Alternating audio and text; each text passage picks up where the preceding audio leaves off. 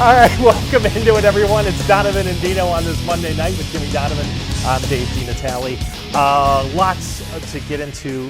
Two Browns things, Jimmy, and then obviously want to spend a little time with you on Kobe Bryant. But let's get to the Browns first and foremost. Okay. Looks like there's going to be a new general manager, but somebody we're all familiar with in Andrew Berry. Yeah, great guy. I have to tell you, I have the utmost respect for him.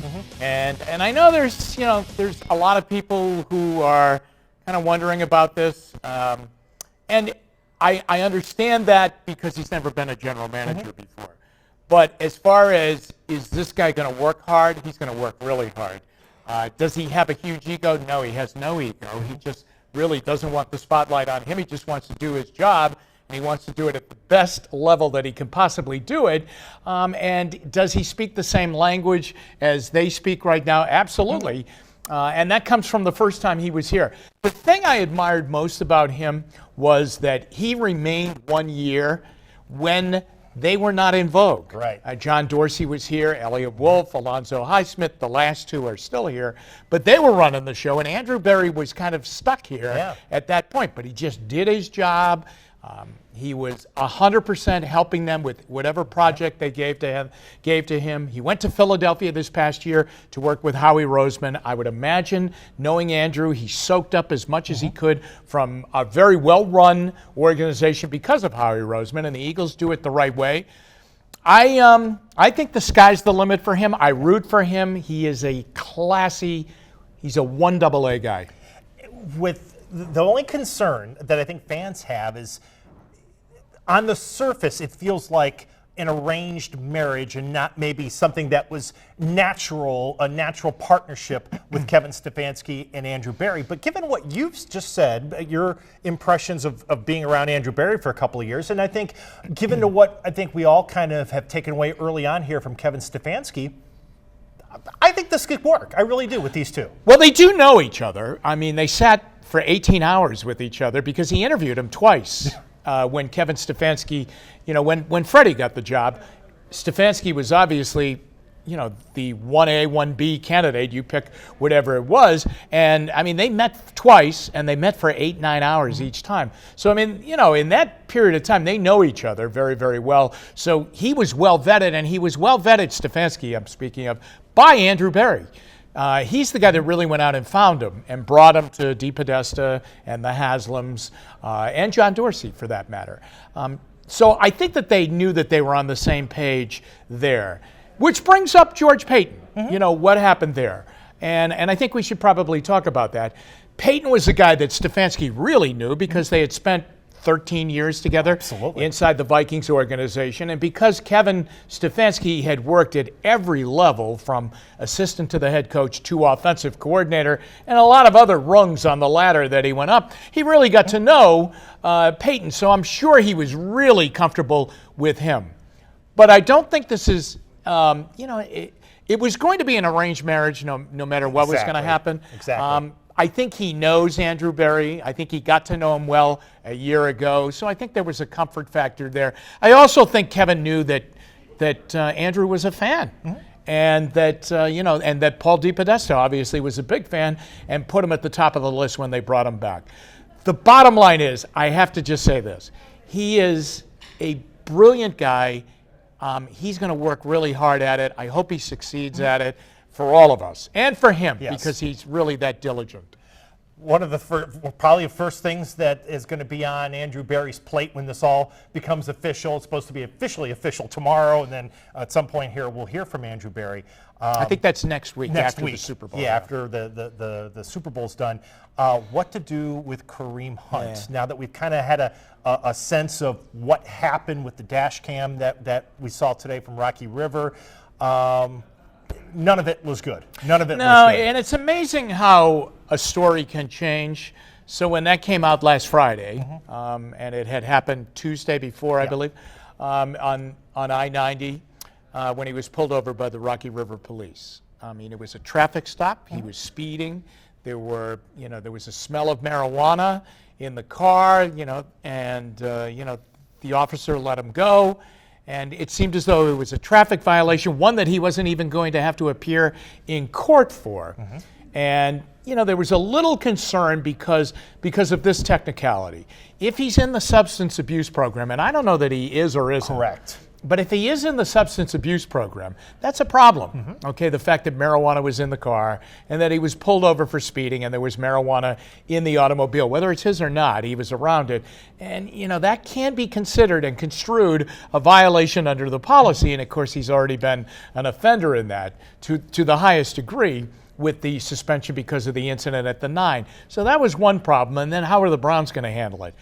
But now you fast forward to today and you actually see the video and listen to what went on during the traffic stop. That is not good. And I said this Friday, and I maintain it, and that is that Kareem Hunt fools with fire. Yes. Okay, he really does. He flirts with fire.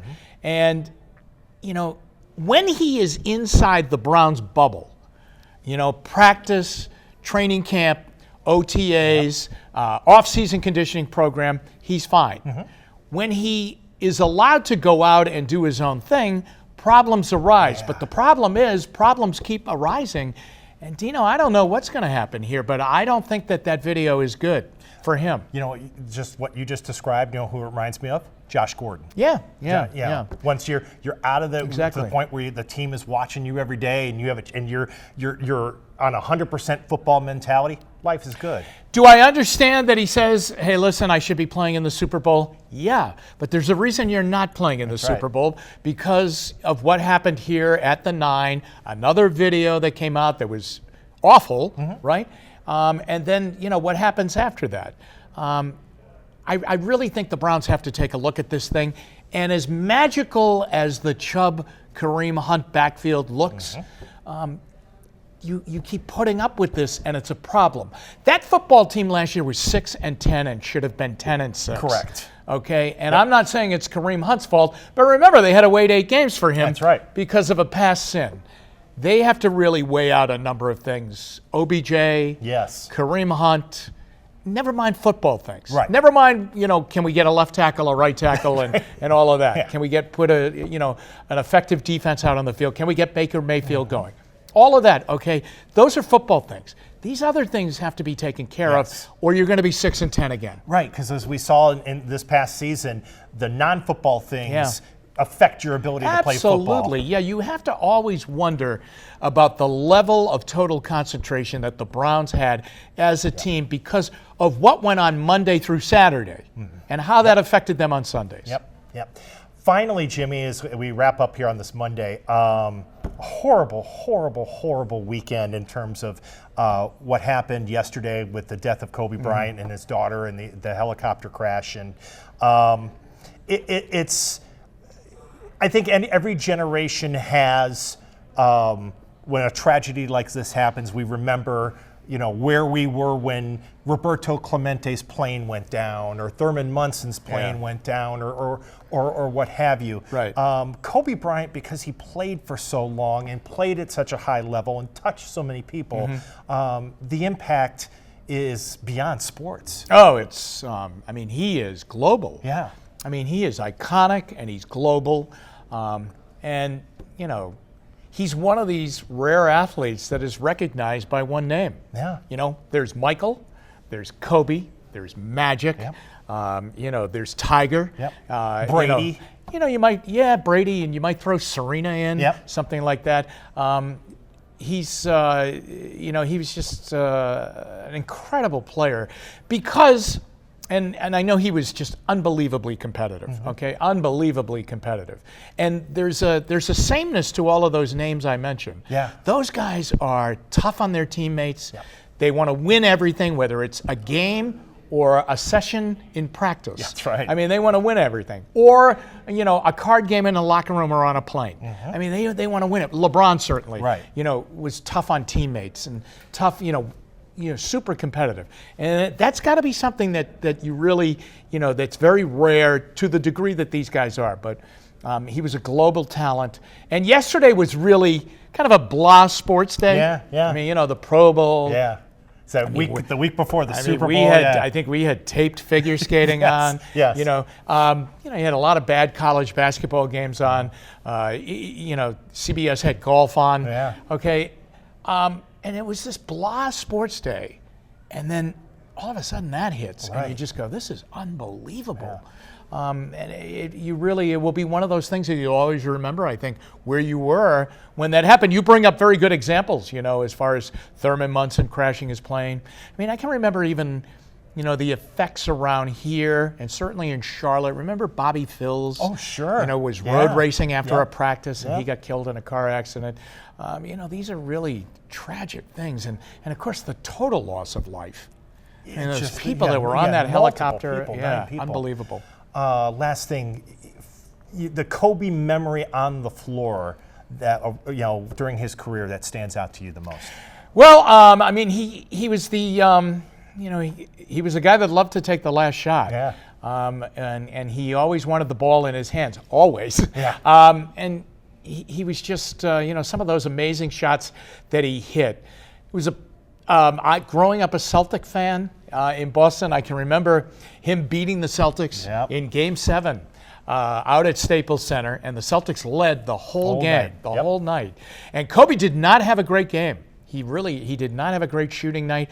And in the fourth quarter, he got going. He hit for 23 points and pulled the Lakers past the Celtics of Paul Pierce and Ray Allen and Kevin Garnett and Rajon Rondo and Doc Rivers. Yeah. Doc Rivers, I will always recount that Game 7 saying, we were 2 baskets away from putting the Lakers away, and they couldn't do it. And Kobe was a big part of that. But for 3 quarters, Dino, he was a detriment to them. Yes. I mean, he did not have a great game, and man, he got going, and that's the special thing. A lot of guys would say, all right, I don't want the ball. Right, it's not my night. Not him. The old Not him. The old NFL films thing. Great players aren't always great. They're just great when they have to be. And, that's what I always think of when it comes. And the other amazing thing about him is that a lot of people always took, because he was such a big name player.